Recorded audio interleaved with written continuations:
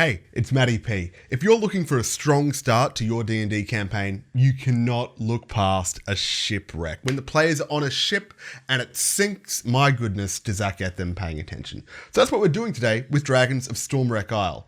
Imagine if you started your campaign like this. My dear players, you are aboard the Compass Rose, sailing towards Dragon's Rest. At your back is the white light of the full moon. Below you, the black, fathomless depths of the ocean. Above you, the purple roiling sky, threatening to sink your ship at any moment with its violence. When at your front comes this flash, unexpected, blue arcane light that illuminates your faces and makes you rub spots out of your eyes. There's something up ahead. On a distant clifftop, you can see the magical bridge of light that connects the observatory lighthouse to the mainland flicker and fade like a fluorescent light, while above that building, above that observatory, two draconic shapes swirl in a helix, battling, clashing in the clouds, shooting arcs of lightning this way and that way. But when panic burns through the crew of the Compass Rose, things get even worse. Because there's some creature beneath your vessel, reaching up with great tentacles and snatching sailors right out of their boots. And all the while above, circling, a strange creature, a winged lady, a harpy, with a terrifying song that encircles the weak-minded into her violent embrace. This ship is going to sink.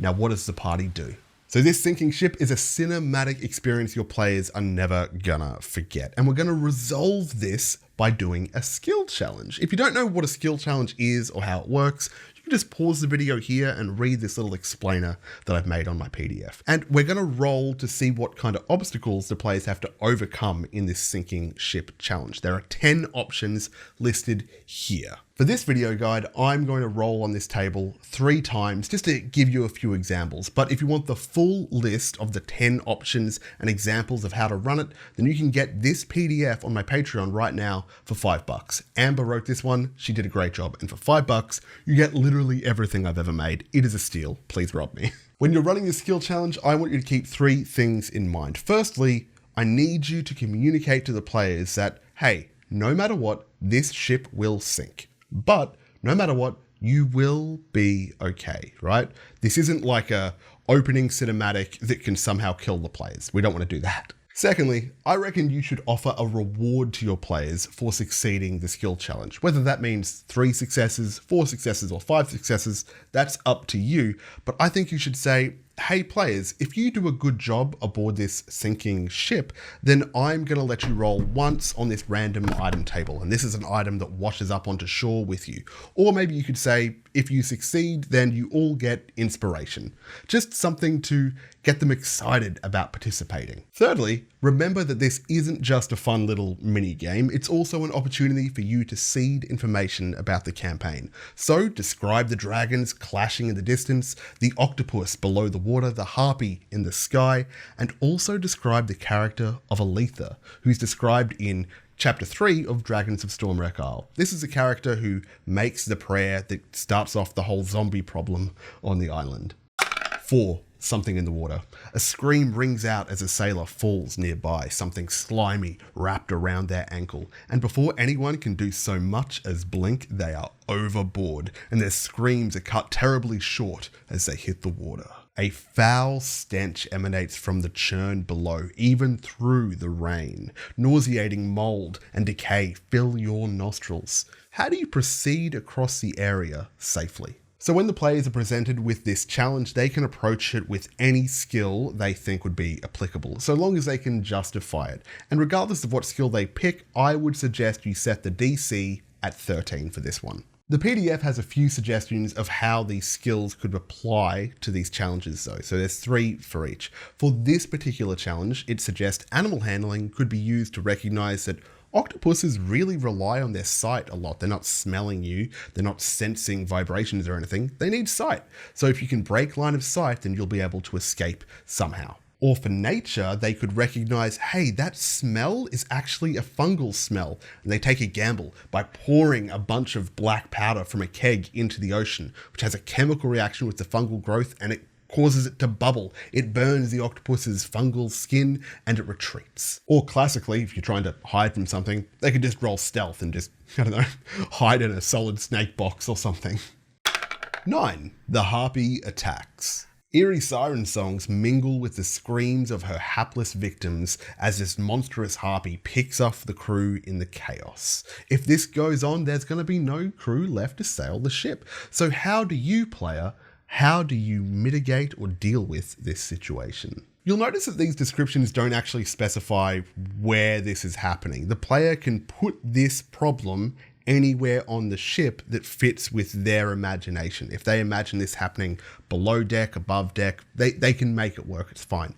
And in their solutions, when they're looking at ways to use their skills, they can manifest whatever they need to. So for this one, get a load of deception. For deception, the player can manifest a sailor's jacket and a little barrel of black powder. They disguise the barrel with the jacket and throw it overboard. And then when the harpy chases it, thinking it's a sailor, they set that barrel on fire, it explodes, and the wounded harpy tries to fly away. If the player rolls insight, they recognize this pattern because the harpy sings a song and then a sailor gets encircled. So using this, they can predict which sailor is next. They use this information to get a tarp ready to trap the harpy when she lands. Now, it doesn't work because we, the dungeon master, need the harpy to be around for later, but the harpy cottons on to the fact like, oh no, it's not a safe thing for me to keep swooping, right? So it retreats and watches from a distance. Or my favorite, performance, because you band the rest of the crew together to sing a big old sea shanty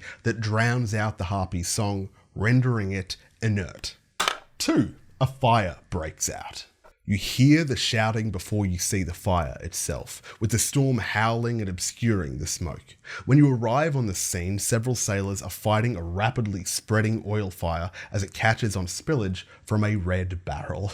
The flames lick closer and closer to the rigging. How do you survive or mitigate this situation? With investigation, the player could run below deck and get the ship's fire suppression kit. I don't know what that looks like in a fantasy setting. It's probably not a fire extinguisher, but they grab it, they run up there, and they just put the fire out. With a nature check, the character could recognize that fires need oxygen to burn. They could get a tarp, tamp it over the fire, and suffocate it. Or maybe with survival, the character could recognize that if it's burning oil, the oil would need a path to run off the ship, and that would send the fire into the ocean. So they get a hatchet or something and carve a channel in the wood for the oil to flow into the water. So you've got 10 options here on this table. You've got 3 suggestions for which skills could be used for it. So for homework, I want you to write down how you would describe each of these threats for your own uses at home. Or if you don't want to do that, then please check out the Patreon, throw me a couple of bucks. It is how I stay alive.